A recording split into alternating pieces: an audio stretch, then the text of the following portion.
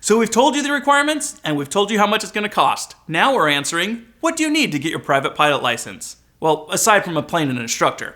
All the tools, books, and materials coming up.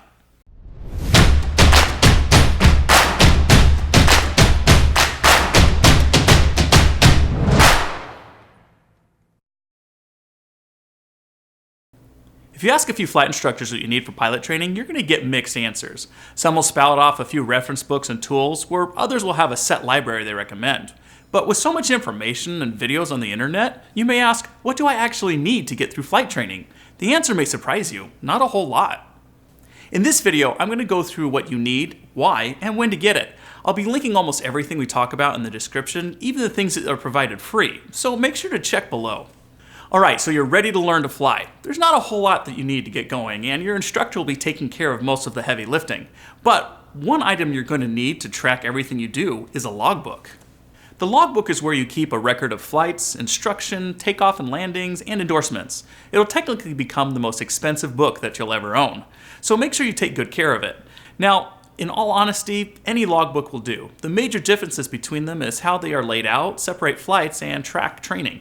We recommend this one from Gleim because it separates your flights and information better than most, allowing you to quickly see where you're at. Now you're going to need some reference materials for that homework that your instructor should be giving you. For this, you're going to need the Pilot's Handbook of Aeronautical Knowledge and Airplane Flying Handbook. These guys go over almost everything you need to know about flying and prepare you for the written test you'll need to take in order to get your private pilot license. They may not be the most exciting things to read, but they come loaded with pictures, diagrams, and other important information. Having physical copies of these is a good idea, but if you really want to skip this purchase, the FAA publishes both these on their website, and you can pull them up on almost any digital device.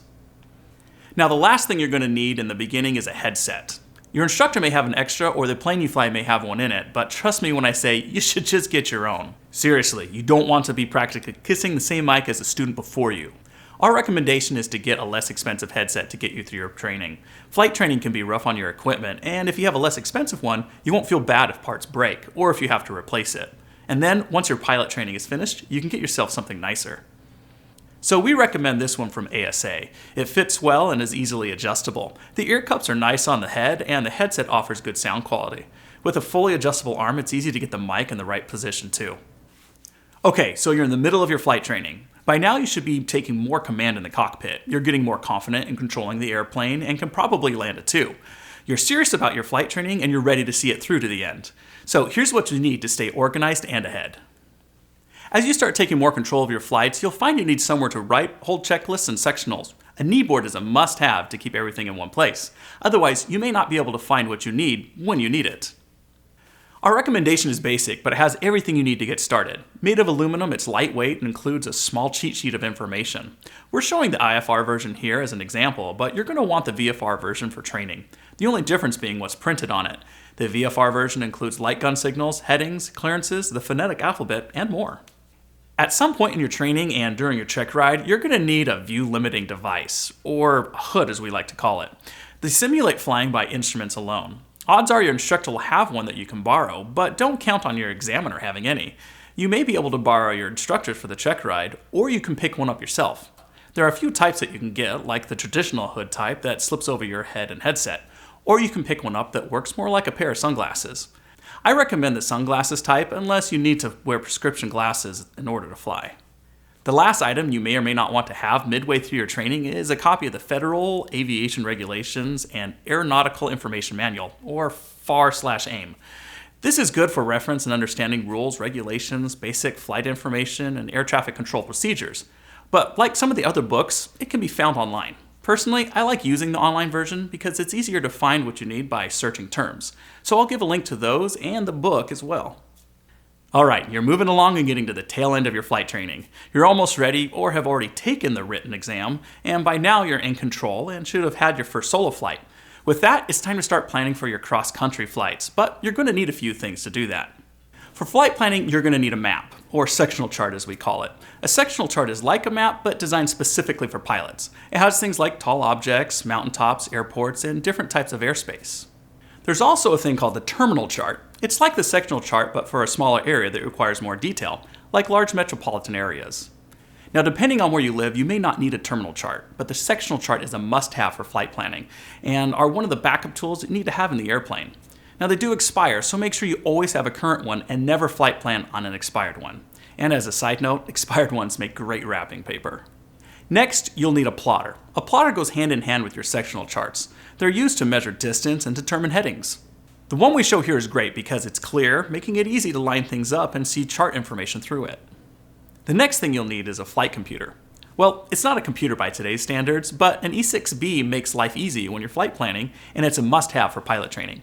It helps you calculate speed, time, distance, fuel consumption, and wind correction angles. It's so important that it's one of the tools that you get to use on your written exam. And just like the sectionals, it's always good to have an E6B in your flight bag, just in case. Alright, you've completed your flight training and your written test is out of the way. You only have 2 more tests to prepare for. That's the oral and check ride.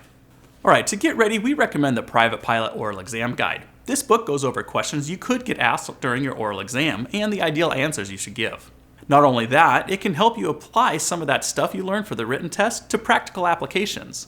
So much so that I highly recommend you read this prior to your written exam too. It's a quick read, but it's very helpful. Alright, now for the last item you'll need for your training. You're going to want a copy of the Private Pilot Airman Certification Standards. This goes over all the standards that you have to know, understand, assess, and execute for the oral exam and check ride. The examiner has to ask questions and provide scenario-based maneuvers from each section of it. It's more of a list of what's going to be gone over and how the testing is administrated. But once again, this is one of those items that's provided free online, but you can still grab a paper copy of it if you want. Now that's technically everything that you should have for your flight training and to set you up to be a great pilot, but there are a few other practical things you should consider buying as well. Today we have a ton of technology that can be used in the cockpit. In my opinion, one of the best tools that you can have in your digital flight bag is an iPad running Foreflight. The iPad itself is capable in so many ways, but coupled with Foreflight, it can plan, guide, and track your flights, provide charts and airport diagrams, and Foreflight even has a digital logbook. If you connect it to a transponder that has ADS-B in, you get real-time in-flight data and other aircraft right on the screen. It really is an amazing tool. So much so, some examiners will allow you to use it during your oral test and check ride. Now, we recommend using an iPad that has GPS built in, but it's not required. One with GPS allows the iPad to act as a backup if there's ever problems in flight. We also recommend purchasing one that has at least 64 gigabytes of memory to store all the maps and data that you're going to be putting on it. Now, you may already have an iPad, and if so, that's great. All you have to do is download Foreflight and get going. Foreflight offers a 30-day free trial, after which it's an annual subscription of just $99.99. And man, I sound like an infomercial. I swear I'm not being paid for this. Now for one last item. This isn't a must-have, but when I was putting all this together, a representative from Flash Aviation got in touch with me. He sent me these Aviation flashcards. Now, they're not sponsoring this video, but these cards are actually quite amazing. Going through them, I was very impressed. They break up topics and concepts and organize them into chunks of relevant information. They even go over aircraft components, weather, weight and balance, commonly used acronyms that we use for memory aids, and so much more. They're a great way to learn, and in my opinion, actually makes it easier for you to study for your written and oral exam. So I highly recommend you check them out in the description below. Alright, that's it. That should cover it all. If you have a favorite study guide, book, or think there's something that I missed, let me know in the comments down below. Hey guys, thanks for watching the video. If you liked it, make sure to give it a thumbs up and hit that subscribe button. Also, tell us what you think inside of the comments down below. As always, share aviation wherever you can, and we'll see you in the next one.